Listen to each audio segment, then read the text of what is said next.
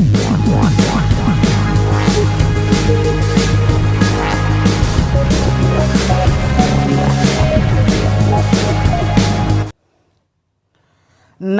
लाडक्या बहिणींनो, स्वागत आहे तुमचं आपल्या लाडक्या क्रिएटिव्ह मराठी या चॅनलमध्ये।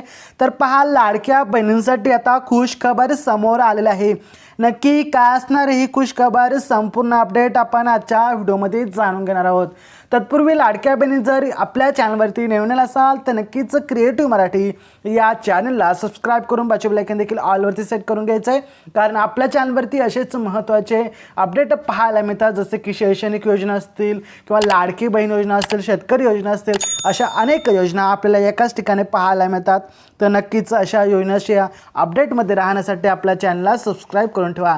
त्याचबरोबर व्हिडिओला लाईक करा आणि जास्तीत जास्त हा व्हिडिओ आपल्या लाडक्या बहिणींना देखील शेअर करण्याचा प्रयत्न करा। तर चला व्हिडिओला सुरू करूयात, कोणताही वेळ वाया न घालवता। तर पहा, महिला बचत गटांसाठी आता खुशखबर समोर आलेली आहे।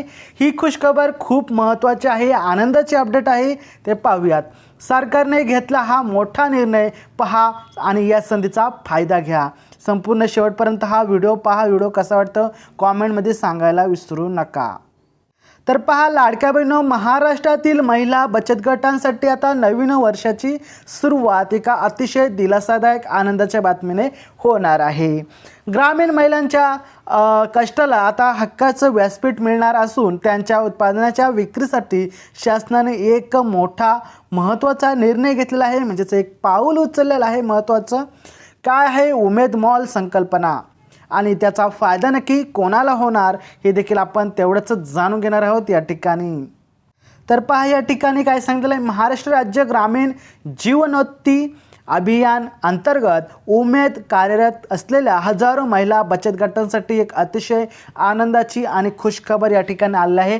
अभिमानाची बातमी समोर आलेली आहे।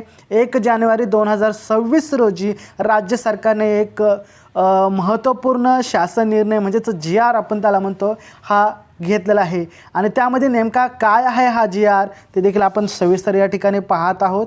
तर पहा, महिला बचत गटांनी तयार केलेल्या वस्तूंना आता उत्पादनांना हक्काचा बाजारपेठ मिळावी यासाठी आता राज्यामध्ये उमेद मॉल म्हणजेच जिल्हा विक्री केंद्र उभारला जाणार आहे।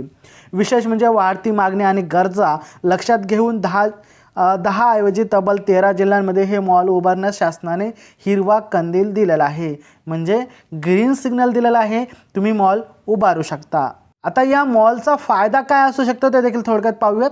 आपल्या माहितीच आहे की महिला बचत गट अतिशय उत्कृष्ट दर्जाच्या वस्तू आणि खाद्यपदार्थ बनवत असतात आणि त्याचमुळे अनेकदा प्रॉब्लेम येतो तो मार्केटिंगचा आणि हक्काच्या जागेचा। या समस्यावर एक मार्केटिंगचा एक कायमस्वरूपी आता तोडगा जिल्हा विक्री केंद्रामार्फत केलेला आहे। हक्काची बाजारपेठ आता बचत गटांना आपल्या वस्तू विकण्यासाठी तात्पुरता स्टॉलवर अवलंबून राहावे लागणार नाही, कारण प्रशस्त जागा म्हणजेच प्रत्येक उमेद मॉल यामध्ये 10 ते 20 कोटी खर्च अपेक्षित असून एकूण 200 कोटी रुपयांचा निधी आता तरतूद करण्यात आलेला आहे।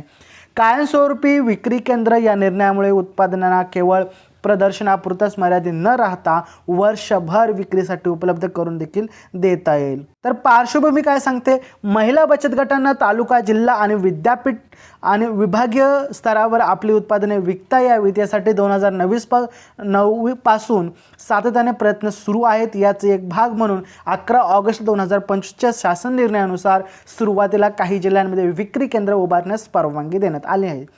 मात्र लोकप्रतिनिधींची मागणी आणि स्थानिक गरज पाहता आता यामध्ये वाढ करून 13 जिल्ह्यांमध्ये मॉल उभारण्याचा निर्णय घेण्यात आला आहे। आता ही होती एक महत्त्वाची आणि आनंदाची अपडेट। तुम्हाला कशी वाटली कॉमेंटमध्ये सांगायला विसरू नका। त्याचबरोबर व्हिडिओला लाईक करा, शेअर करा।